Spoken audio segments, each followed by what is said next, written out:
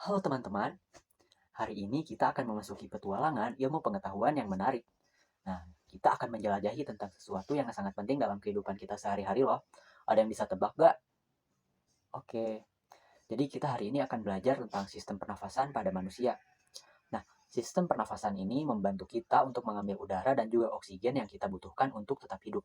Dengan belajar tentang sistem pernafasan, kita akan memahami bagaimana tubuh manusia bekerja agar kita tetap sehat dan kuat. Ayo kita mulai petualangan ilmu pengetahuan kita hari ini. Manusia bernafas untuk memasukkan udara ke dalam tubuh. Udara ini tuh mengandung oksigen yang sangat penting bagi tubuh manusia. Oksigen ini dibutuhkan untuk mendapatkan energi dari makanan, dan energi akan menggerakkan semua proses kehidupan yang sangat penting dalam tubuh. Untuk memahami hal ini lebih lanjut, mari kita telusuri organ-organ utama yang terlibat dalam sistem pernafasan manusia. Organ pernafasan manusia terdiri atas beberapa bagian yang memiliki fungsi masing-masing. Yang pertama adalah hidung. Saat kita bernafas, udara masuk melalui lubang hidung ke dalam rongga hidung. Nah, hidung itu memiliki struktur rongga yang dilapisi oleh jaringan yang disebut mukosa.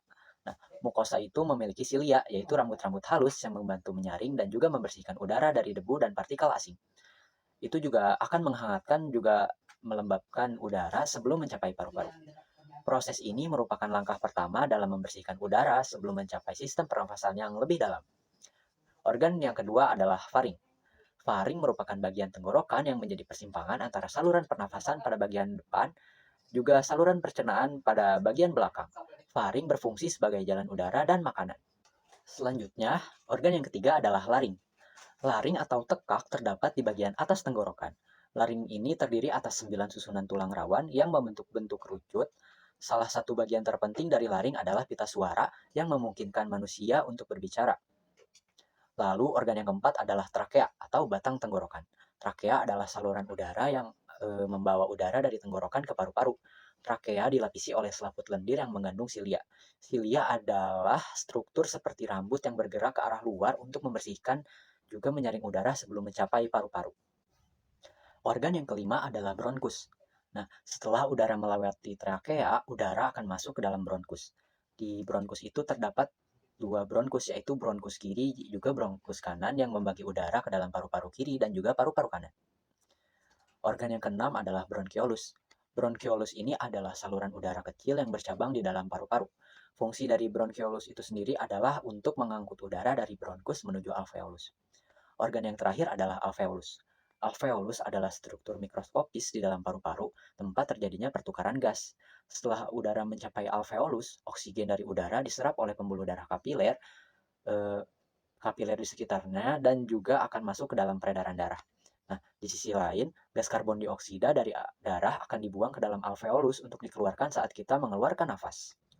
Oke, selanjutnya adalah proses pernafasan. Proses pernafasan dimulai saat udara dihirup melalui hidung atau mulut. Nah, udara ini tuh akan masuk ke dalam rongga hidung dan melalui faring, trakea, bronkus hingga mencapai alveolus di dalam paru-paru. Setelah udara mencapai alveolus di dalam paru-paru, terjadi pertukaran gas antara udara dan darah. Nah, oksigen dari udara yang diserap oleh pembuluh darah kapiler di sekitar alveolus akan masuk ke dalam peredaran darah. Darah yang kaya oksigen ini kemudian dibawa ke seluruh tubuh melalui sistem peredaran darah. Di sisi lain, darah membawa gas karbon dioksida ke alveolus untuk dikeluarkan saat kita mengeluarkan nafas.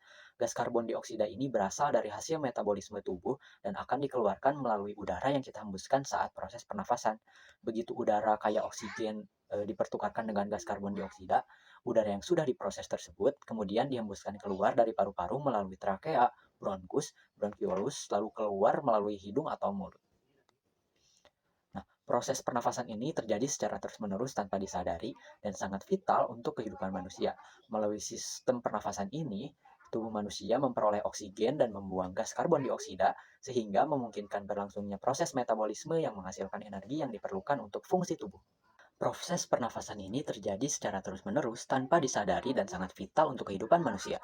Melalui sistem pernafasan ini, tubuh manusia akan memperoleh oksigen dan membuang gas karbon dioksida sehingga memungkinkan berlangsungnya proses metabolisme yang menghasilkan energi yang diperlukan untuk fungsi tubuh.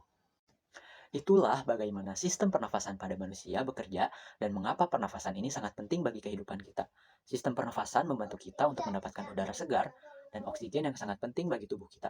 Jangan lupa untuk selalu menjaga kesehatan sistem pernafasan kita dengan bernafas udara segar dan menjauhi polusi udara. Terima kasih telah mendengarkan. Mari kita semua jaga kesehatan sistem pernafasan kita dengan baik. Sampai jumpa di petualangan ilmu pengetahuan selanjutnya.